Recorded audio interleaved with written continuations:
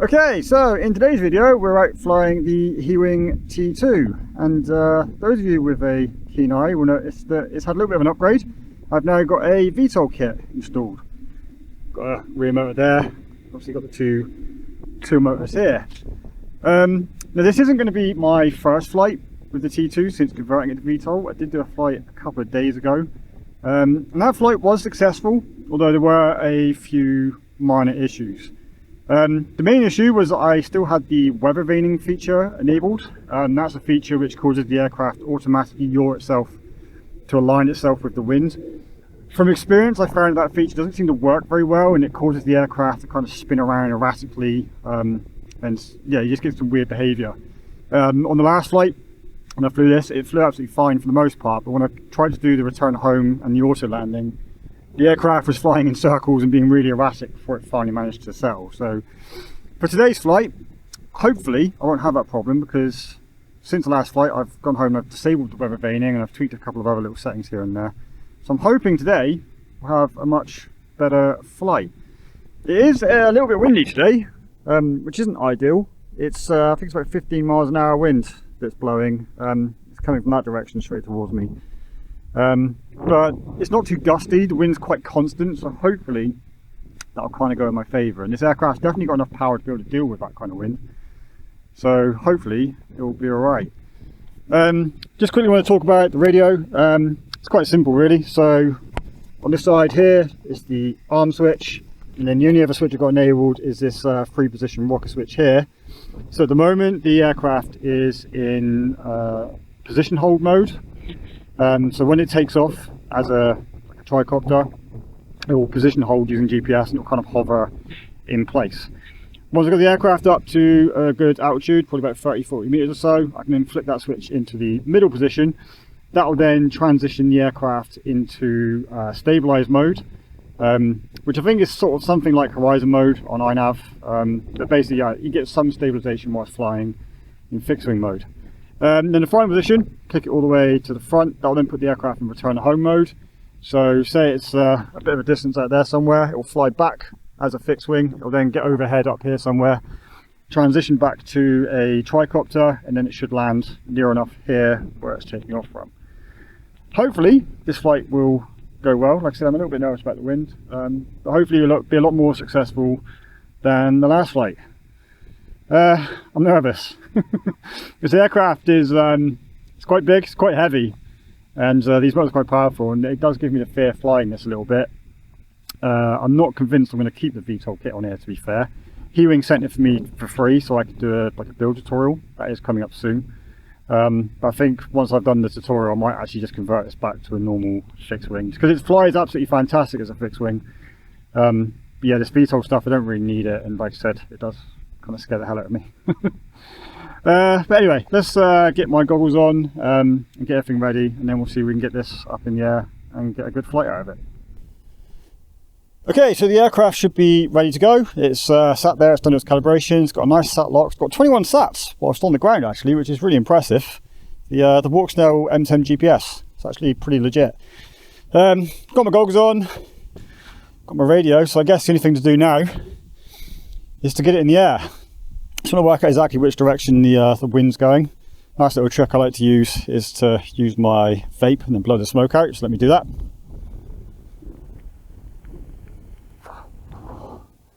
Right, so the wind's going that way, so I need to aim that way a little bit, kind of a bit more towards the sea.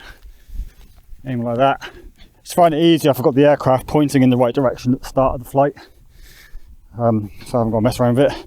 So hopefully when I arm this and take it into the air, I shouldn't see any of that weird kind of spinning around and waggling whilst the weather vane is kicking in, but let's find out. So, armed, motors are spinning, that's a good sign. Bit of throttle, see how she handles.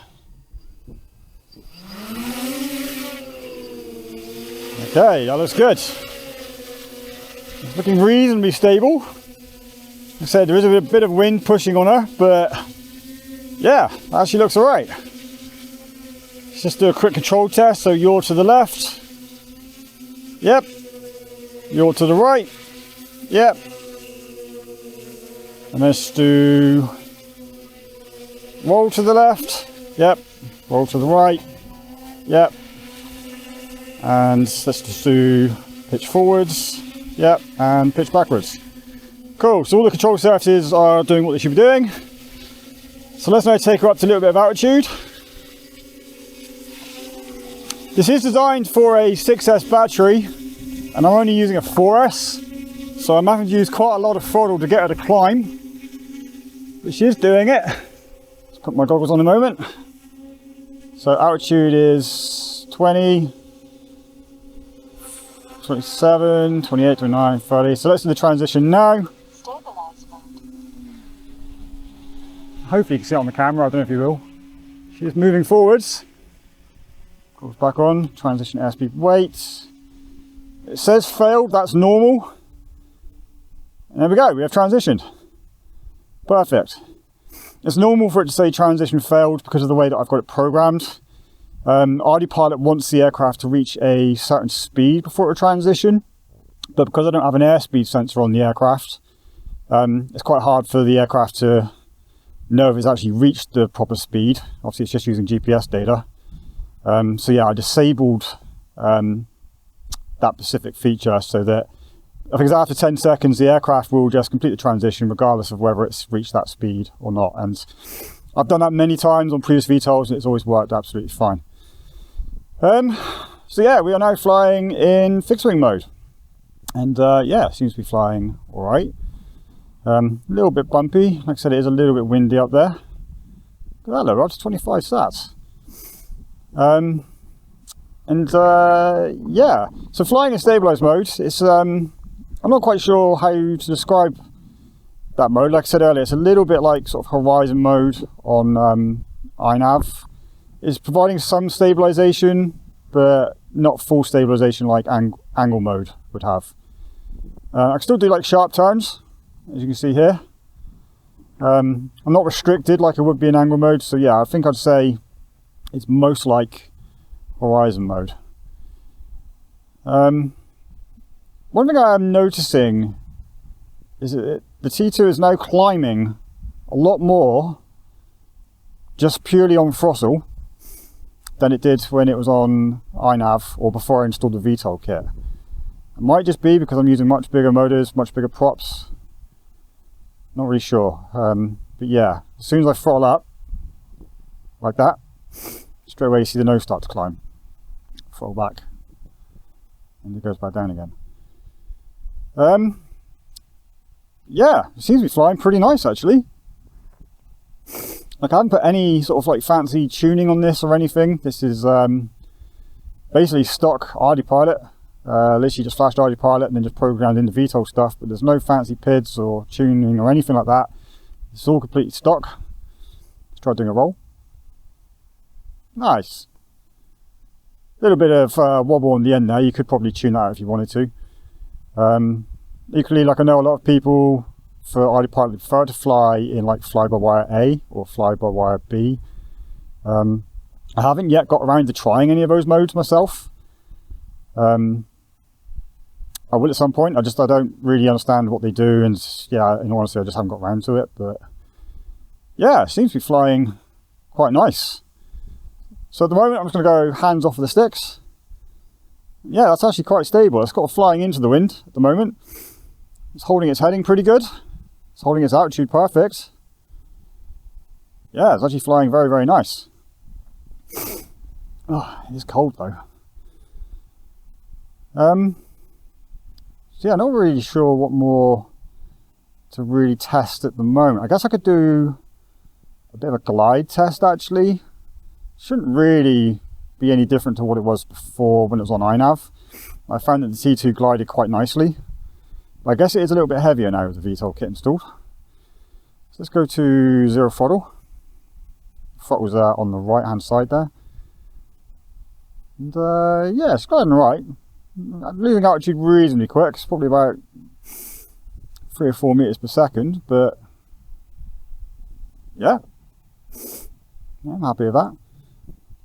I do love this plane. I don't fly it very often though, just because, well, it's quite big. Although it does break down quite easily. but I'm lazy, so I only ever really tend to take the tail off. Yeah, it's quite a big aircraft, and yeah, normally when I go flying, I grab the smallest one, which is normally my T1, but I do love flying the T2. It's a great aircraft. It's got fantastic performance and flight time, and yeah, as the summer comes around, hopefully I'll fly it more. My only complaint, ironically, with the T2 is I find it a little bit hard to launch, and that might be because mine's, well, prior to VTOL, it was just running on 4S motors, and I think it really needs to be on 6S. Heewing did send me the upgraded 6S motors, but I never got around to installing them, and that's purely because I don't own any 6S batteries. But yeah, I think I'm gonna have to do that upgrade, because I reckon what I'll do, although VTOL is kind of nice, I don't really think I'll ever really use it. It does make it easier for me to launch the aircraft, I guess. But you know, I don't really love VTOL a whole lot, and I prefer just a bit of a hand launch plane. So I reckon I'll probably be taking the VTOL kit off of this and selling it, and I'll put this back to just being a normal fixed wing. I don't know, we'll see. I mean, I think it depends on how well the aircraft performs in this flight. I mean, so far so good, but it's the landing is what really gives me the fear when the aircraft starts being really erratic. Yeah, as you can see, it's flying really nice, and another roll there. Yeah, it seems happy. So I guess now the scary bit, let's test return to home. I'll let it just get a little bit of distance away first.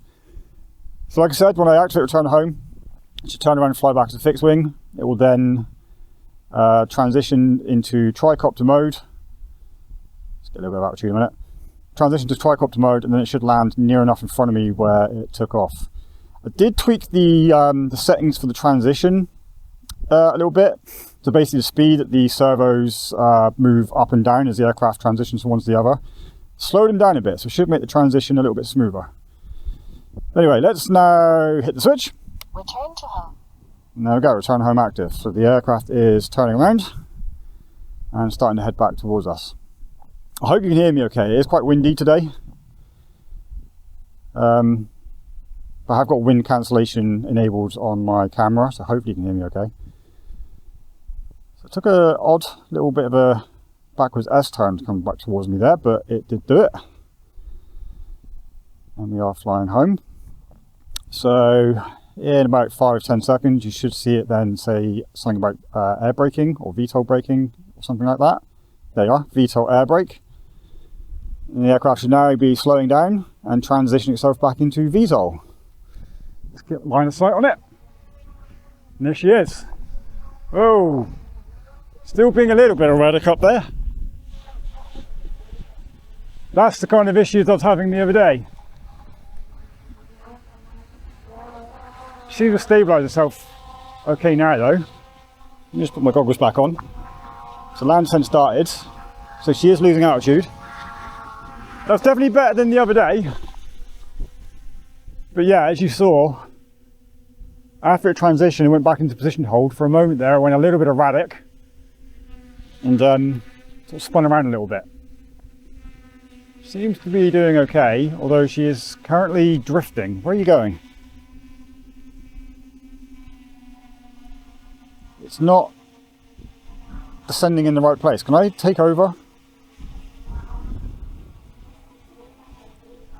It's descending, but too far away. That's it, come back. So this is the kind of stuff about VTOL that scares the hell out of me. Yeah, she's slowly making her way back in the right direction. Should be landing over there though. So I don't know what she's doing over here. Coming in a bit hard. Bump. Oh, hello. Try again. I think she's trying to reposition herself. That's almost in the right place now. Come on, you can do it. Why are you climbing again? What are you doing? Yeah, this is the kind of stuff about VTOL which really creeps me out. And it could be me, maybe I haven't quite done the programming right. Although when I had the Heewing T1 VTOL, I didn't have any of these problems. And I'm using exactly the same settings as I'm using now, so it really should be working, but yeah, what are you doing? Just land already.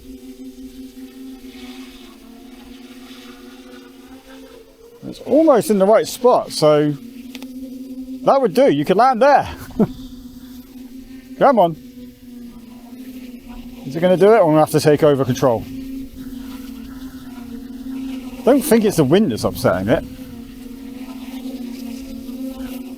Come on, because you're using up battery here.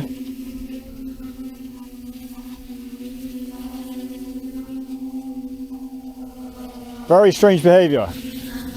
Come on, you can land. There we go.